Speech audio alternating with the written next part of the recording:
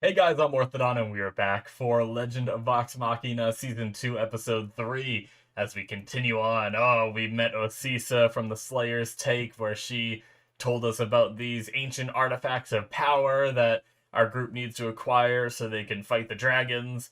The first one is I believe it was the Raven's Slumber in a tomb somewhere. They need to acquire it and take it to to her mate and everything. So very cool stuff. We also had Grog fight Earthbreaker Groon and end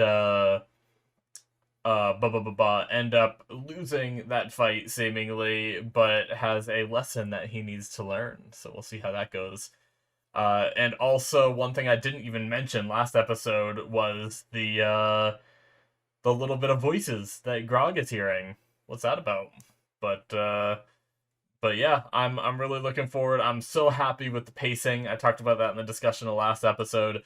I am so happy that we didn't just like they're not. It doesn't seem like they're trying to speed through all the dragon kills and everything. And like it's not like we're just rushing into like skipping a lot of the stuff from the campaign just to go straight into the Chroma Conclave kind of thing. I'm so happy that we're going after vestiges and stuff like that. So super pumped. But yeah, guys, without further ado, let's get started, shall we?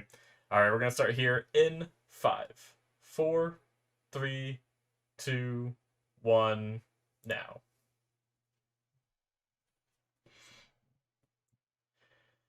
Prime Video. A little bit of recap. Maybe? Oh, God.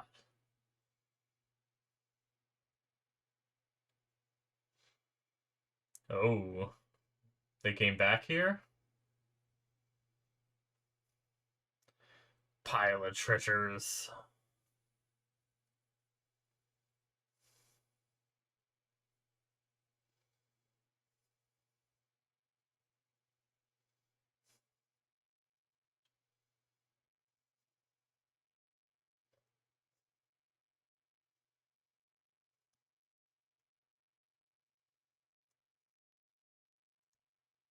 Damn.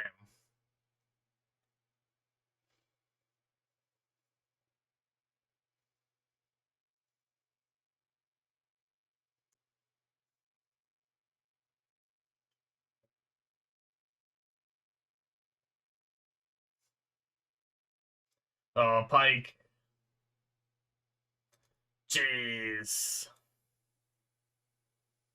Damn.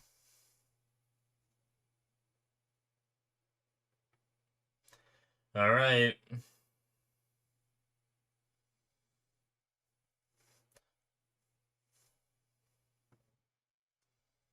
Oh, I love their theme so much.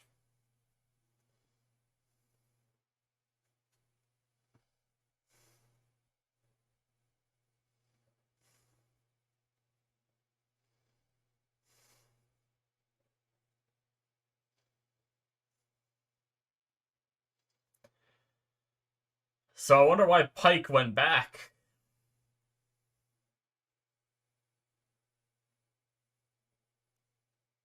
I guess there are the times when Pike is separated from the group, and this might be one of them, right? She might have went back.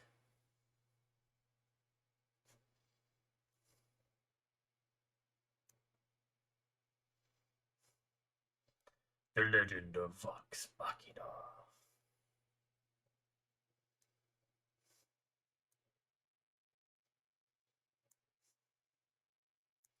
Oh, that was astral projecting over there. Okay.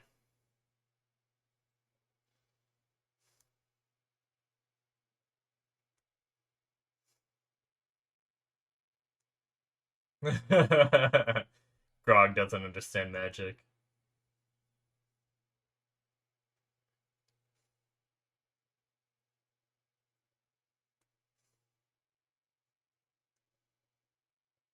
Oh.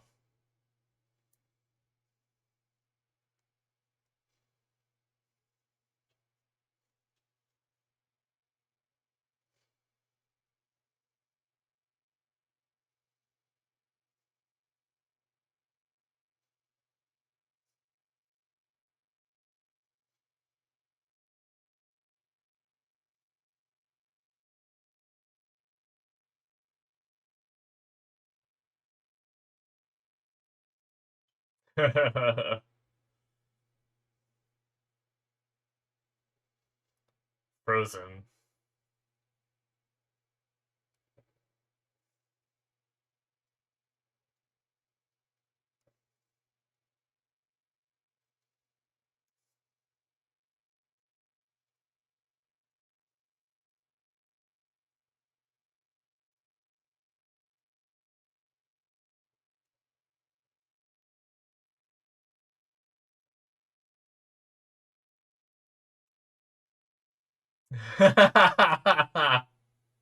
Nice. Uh-oh. Uh-oh.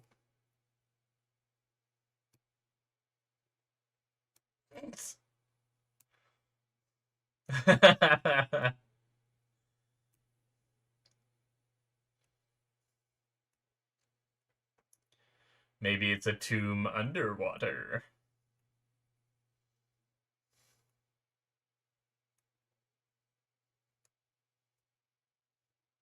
Ruh-roh. Uh-oh.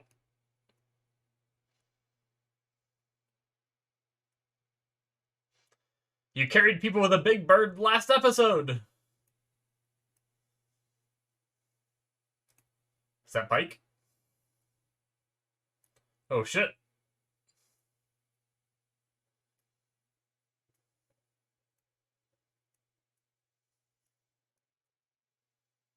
Hey. Nice.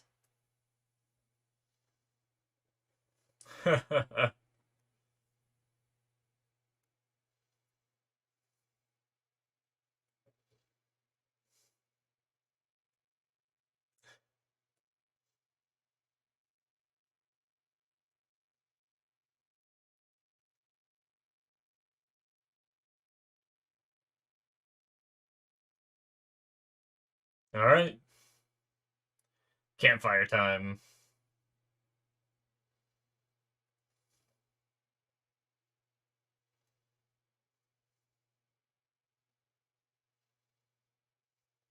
Perva.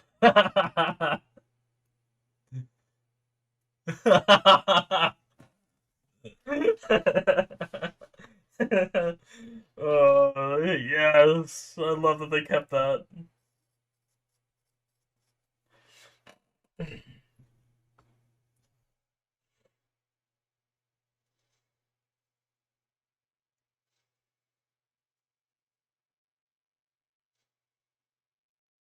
Hmm.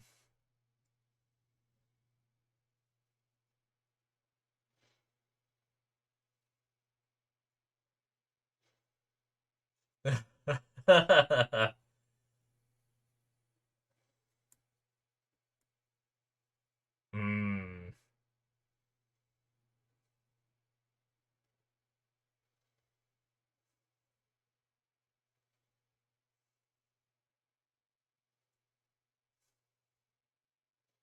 Oh. Yes! Ah, Grog's beard!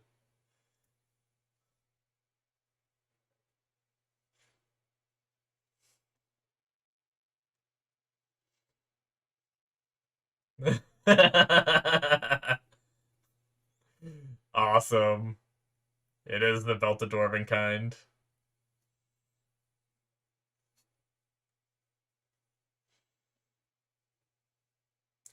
The eye twitch.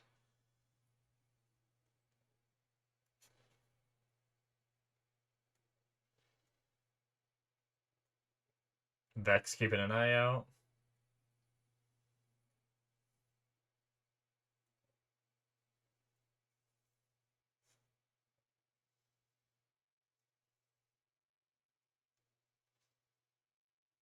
Hmm.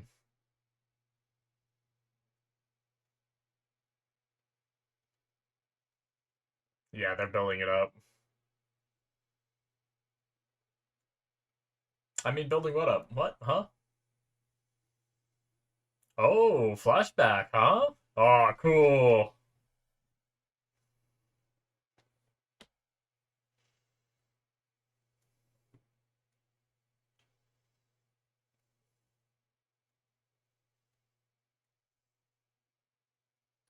Oh shit.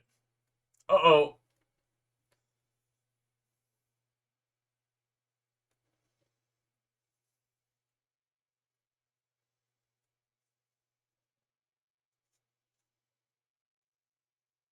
Hmm. Damn.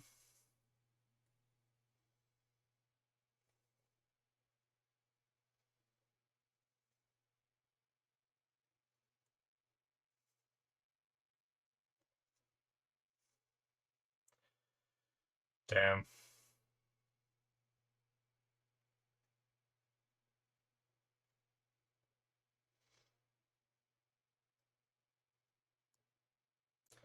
And so they left home.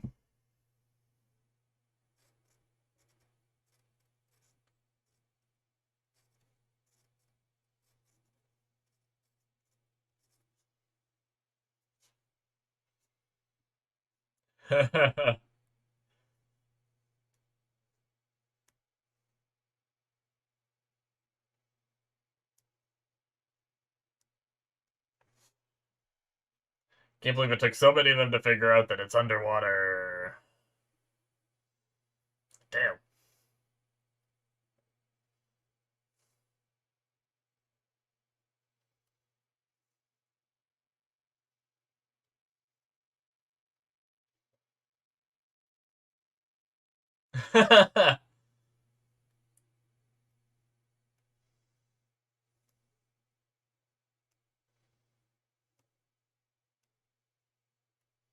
Okay, so they do it together here.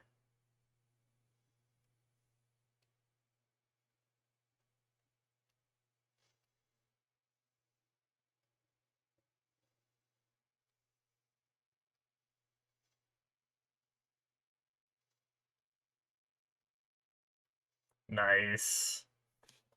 Oh, it's so crazy seeing these, like, powerful spells that they do. Damn. That's some shit right there. Holy crap. It is.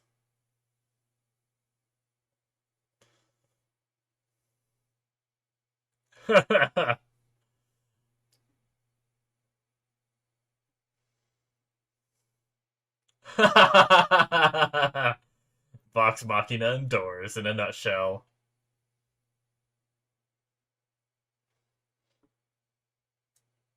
And hope that door holds the water out. Seemingly so.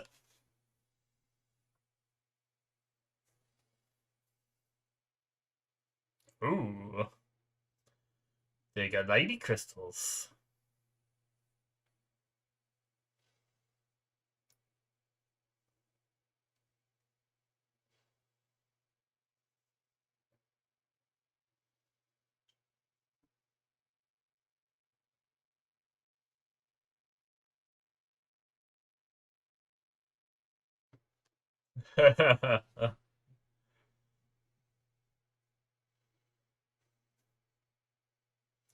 Devious, Zara.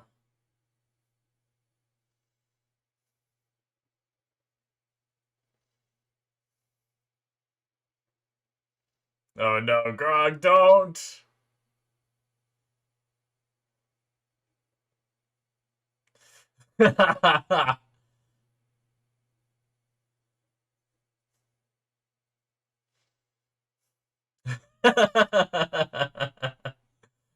They're so disappointed.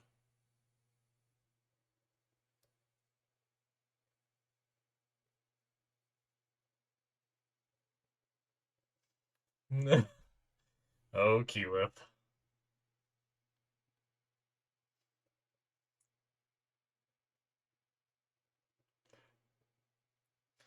Well, shit.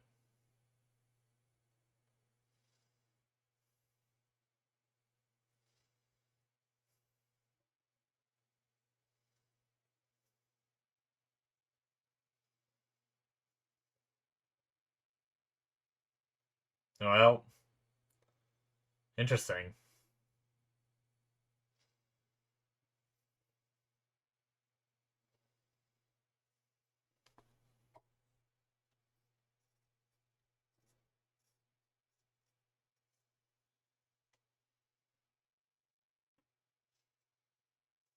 These flashbacks are awesome.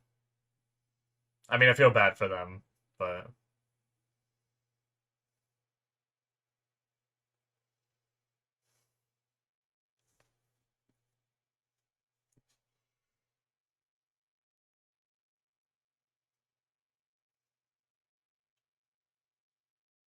shit.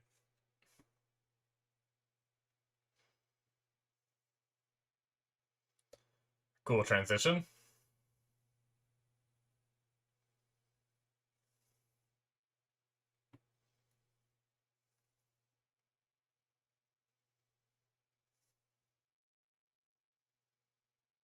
Oh no, Pike. Yes, Grog. How did he go under all the water, but it's so shallow when he's standing in it? But he was completely submerged.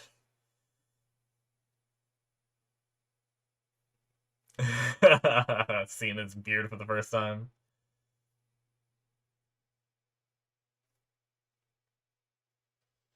Blood.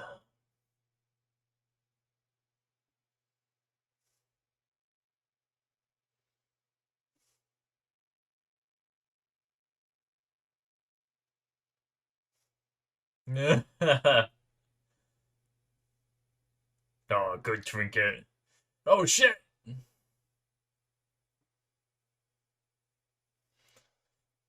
Damn!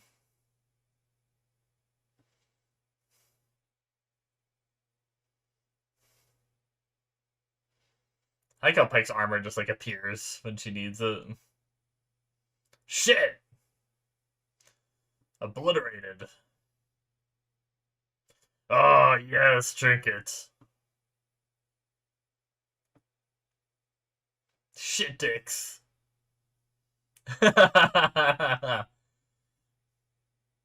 Oh,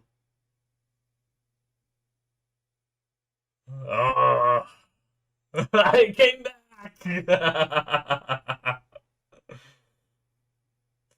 uh,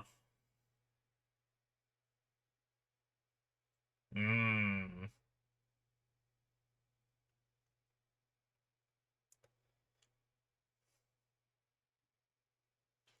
Oh shit. Gonna save her and say it back. That was a close one, darling. Oh. Flipped her.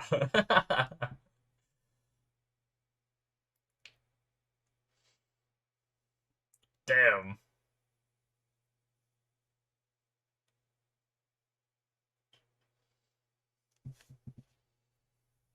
Oh shit. Jeez.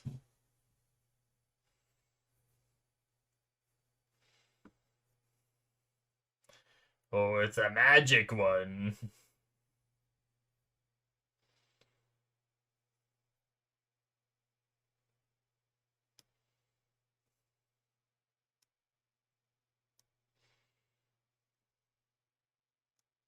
Cool.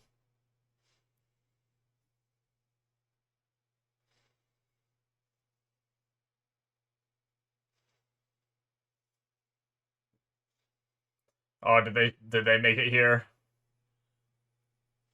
Yep, that was Vax. Good old Scanlan's hand. Oh, see you, Cash.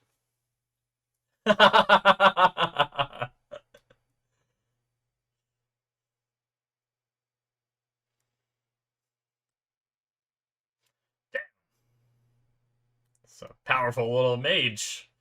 Oh, well, not anymore.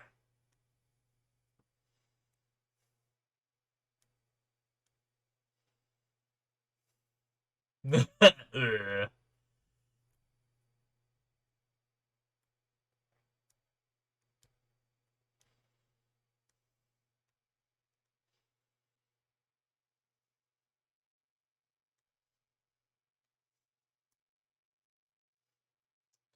Big muscles.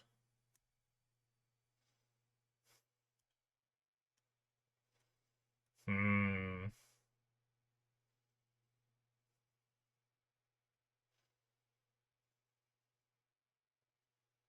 They went ahead.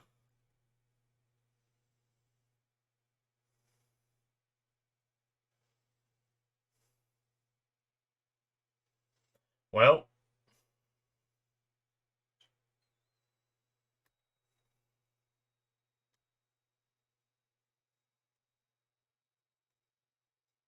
divine sense of some kind.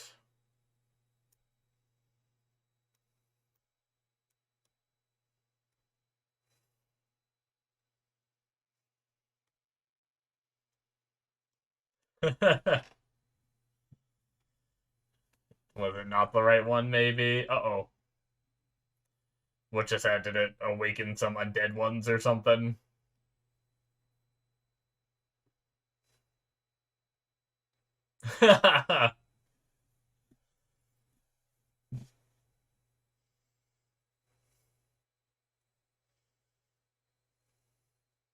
He's always going on ahead.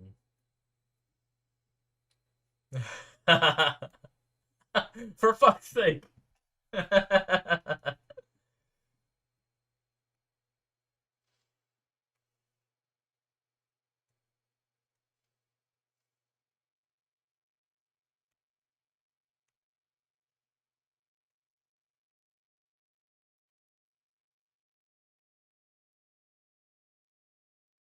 Nice.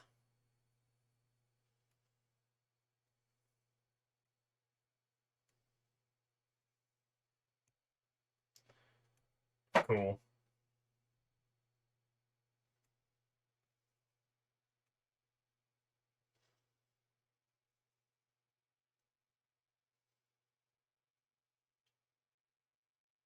But what about the door?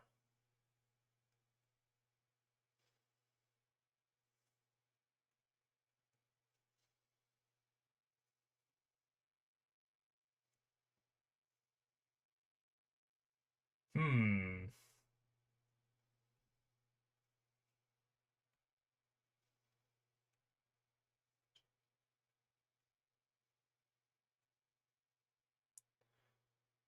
Uh-oh.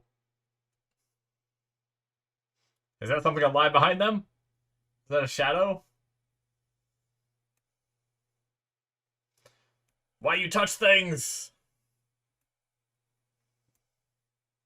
There's all kinds of little secrets in here. It's crazy.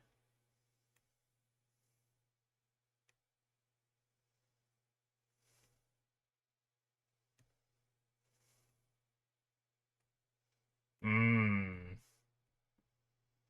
Yes.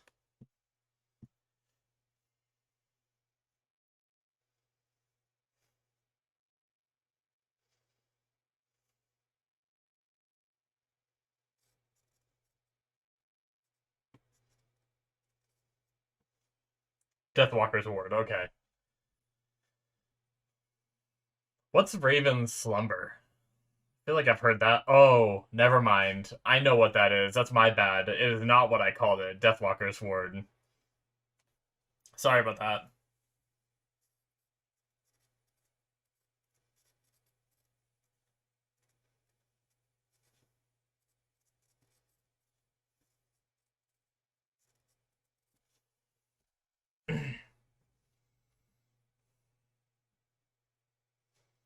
Uh, she sees what happens when she's away from him.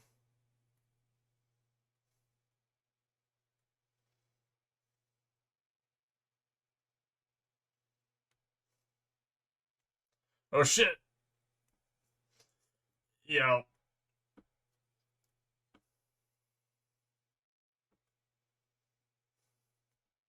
not good.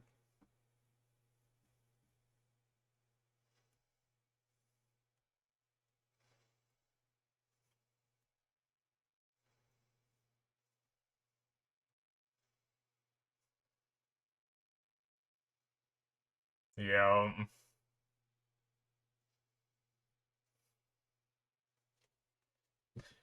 Uh, damn.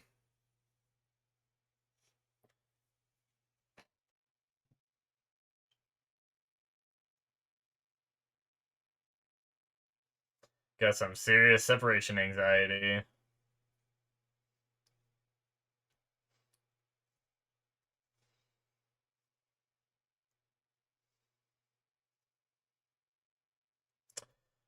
Uh, damn, it hit me. I like that transition too of going back to Vax crying over her.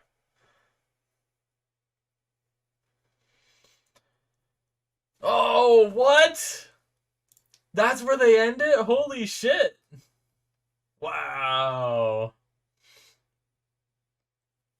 Oh, these are some different images here. Huh. I kind of want to look at some of this art. Oh my god, Scanlan and Grog peeing off to the side. I just saw that. That's funny.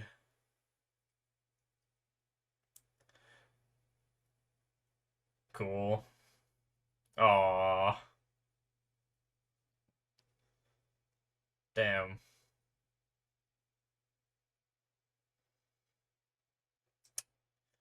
Yeah. Well, shit. Cool. That is it, guys, for episode 3. Wow, so we really slowed the pace down, and once again, I'm happy. I'm so glad that they're going this route. Um, so we had the Pervon jokes. I don't think it's a big deal to talk about this one. I don't think I need to save this one for the spoiler section. In the campaign, they make a lot of jokes about different names and stuff of different characters. They like to poke fun at it, and they poked a lot of fun at Matt with the name Pervon, and and and oh man, they really dug that one home and laughed about it for a while. So they ended up I like that they made the reference here real quick. Excuse me.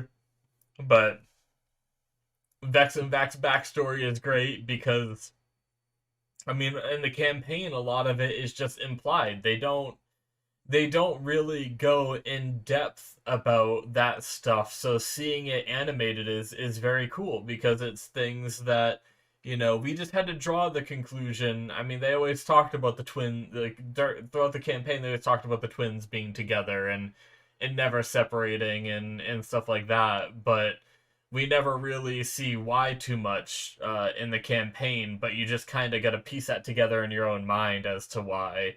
But here we see them as young kids with a father that did not seem very great, and they ran away from that shitty environment together. So all they had was each other, and that's how they grew up. And Vax was a little bit more smothering than Vex liked. She wanted a little bit more of her own independence and stuff like that. But it seemed that he really needed her, and maybe she could have made it on her own a little more than he could have. But I think that moment where she saw him crying was where she decided that I need to stay with my brother, kind of thing. So it's definitely not a super healthy relationship. But I also want to apologize. The Deathwalker's Ward was the name, not Raven Slumber. Raven Slumber is another item from the campaign. But yeah, that's my bad.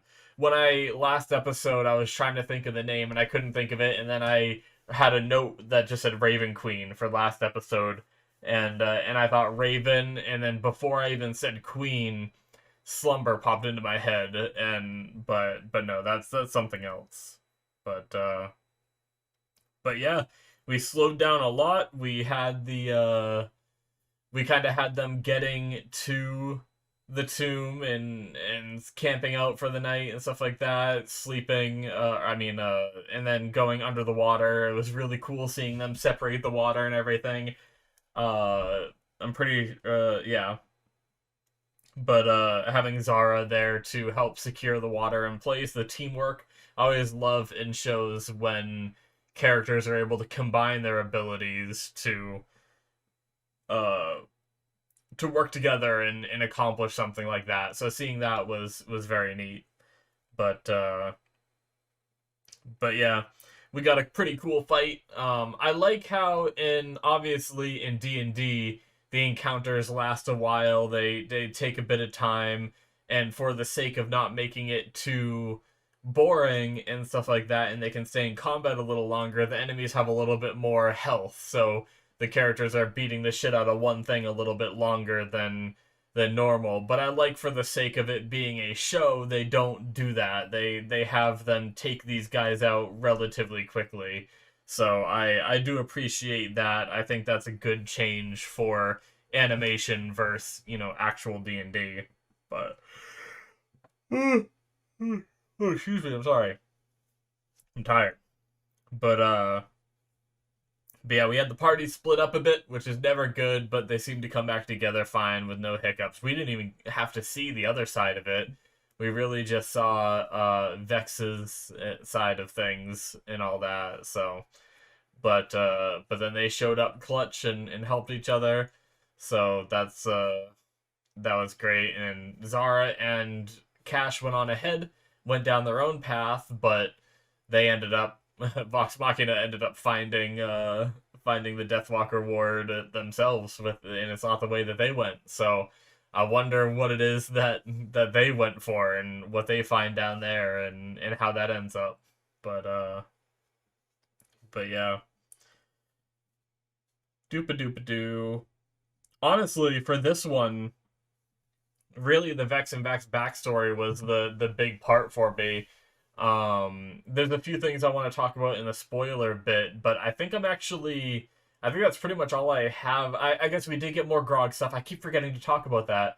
We had Grog seemingly a little bit more aggressive than he normally is with the sword, and a little bit more whispers going on, and wanting more blood and everything. So Pike took a little bit of notice, but things are so crazy right now that she kind of let it go for now. So definitely some ominous dealings going on there. But yeah, I enjoyed what we saw. I think I'll move on to spoiler discussion now, because there's a few points that I want to talk about that, once again, are spoiler bits, right? So, the fact that I'm fairly certain Zara and Cash were not there for this journey. And so that's something that's completely new to the animation that's very cool. I am definitely curious as to, like, is them going down their own path going to play any kind of role, or is that just a way for our people to get their item rather than them, kind of thing? Also, I wonder if Vox Machina is just gonna ditch them down there. So it's kind of cool having that little bit thrown in there, because that's something that I haven't seen and I can speculate on. So that's cool. But yeah, I wonder if Vox Machina will get this chest after dealing with this situation and everything. But yeah. Anyway, one of the other things I wanted to talk about was, obviously we have Vex's death here, and I remember, obviously I talked about this a bit in the last episode, wondering, like, whether it happened in season 1 or it happens here. It definitely happens here. This is where, obviously we're in the spoiler section, so I just still feel weird talking so openly, but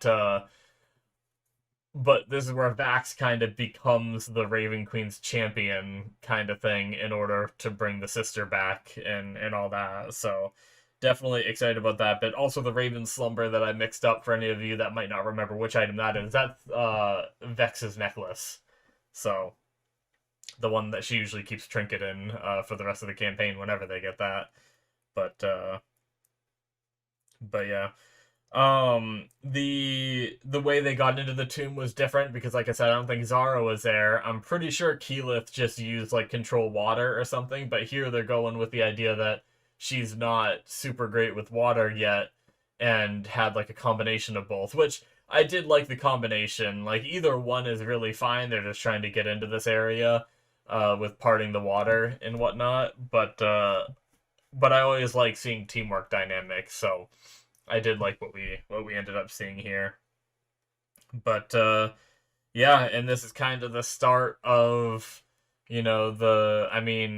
obviously the guilt that Percy feels, because he was the one that kind of goaded her into doing this, and it's, he's fine and she's not. He's even the one that touched it, but it lashed out at her, which I didn't think much of it back in the campaign, but I do wonder if Percy touching it and then it lashing out at Vex is more of a thing where the Raven Queen is, especially with the hints of the Raven Queen, like that Vax keeps seeing her kind of thing, that she might want Vax as a champion and may have caused this to happen to make it so that she is a that he chooses to become a champion kind of thing, kind of forcing his hand a little bit, which I don't know if I exactly like the idea of that because I never really got that influence from the show, and maybe that was me just overlooking it and not thinking too much about it.